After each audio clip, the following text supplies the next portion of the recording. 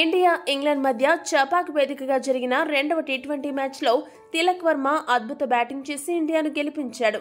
England గెలుస్తుందేమో అని చాలా మంది అనుకున్నారు, కానీ తిలక్ వర్మ ఎంతో ఓపికతో ఇన్నింగ్స్ ని నిర్మించి ఇంగ్లాండ్ను బౌల్తా కొట్టించి ఇండియాను గెలిపించి విజయ తిలకం దిద్దాడు.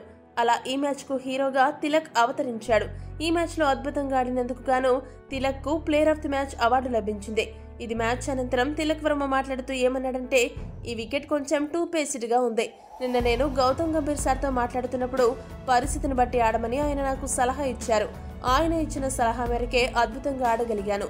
ఆయన మాలాంటి యువకులకు ఇస్తున్న ప్రోత్సాహం అమోఘం. బ్యాటింగ్ చేసేటప్పుడు ఎప్పుడైనా లెఫ్ట్ రైట్ కాంబినేషన్ ఉంటే బౌలర్లకు కష్టతరమవుతుంది. మేమిప్పటికే దక్షిణాఫ్రికాలో ఆడాము. ఆ అనుభవం ఇప్పుడు బాగా పనికొచ్చింది.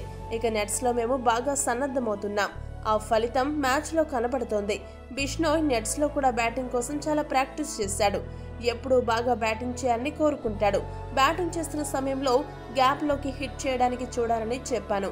ఫాస్ట్ బౌలర్లపై ఒక ఫ్లిక్ మరియు లివింగ్స్టన్ పై ఒక 4 కొట్టడం అసాధారణమైనది. అతడు ఆడిన ఆ షాట్ల వల్లే మ్యాచ్ ను గెలిపించడం సులభతరమైందని తిలక్ వర్మ ముగించాడు. ఈ వీడియో కనుక మీకు నచ్చినట్లయితే లైక్, షేర్, కామెంట్ చేయండి. మరిన్ని స్పోర్ట్స్ అప్డేట్స్ కోసం మా ఛానల్ ని సబ్స్క్రైబ్ చేసుకోండి.